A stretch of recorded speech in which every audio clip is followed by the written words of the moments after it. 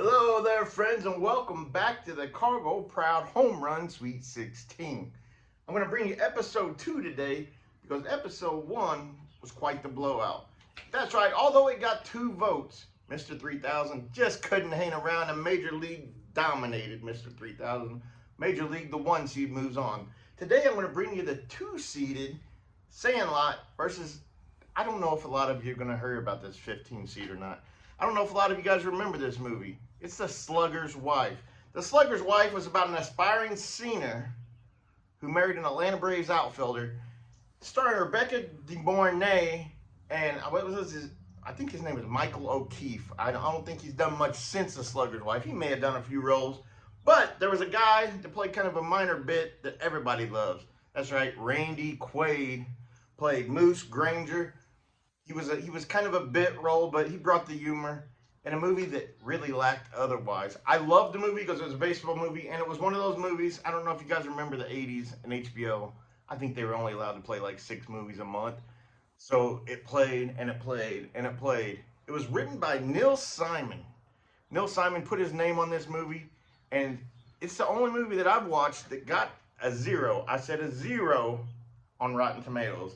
Just a straight 0.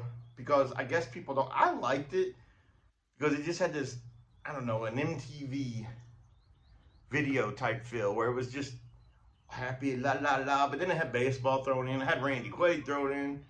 Rebecca De Mornay was a pretty attractive woman at the time. I think it was like 1984, 1985. I'm just a young man kind of thinking girls are pretty but didn't want to talk to them. Had a song called Oh Jimmy in it where she sang the song.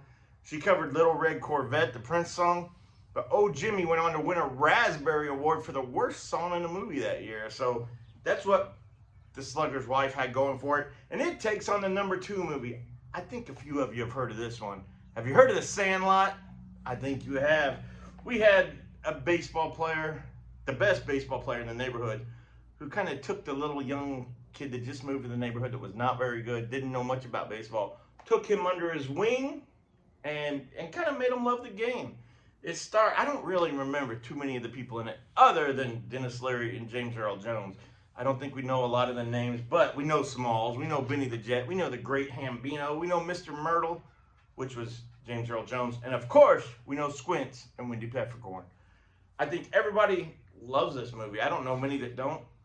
Siskel and Ebert, when they did the review of it originally,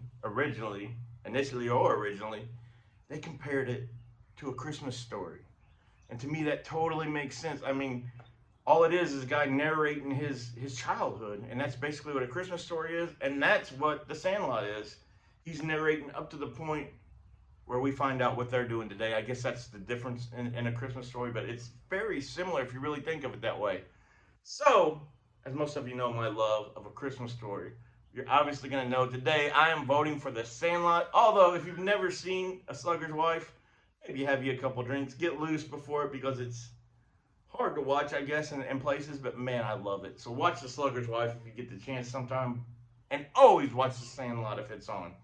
So my vote is going for A, The Sandlot. You guys make your own vote. Remember, A, Sandlot, B, The Slugger's Wife. I'll come back to you tomorrow with another matchup. You know what? Nolan has a game tomorrow, so if you don't see me, don't be too surprised, but I'm going to try my hardest to get one in there. All right, I love y'all. Talk to you tomorrow. Bye.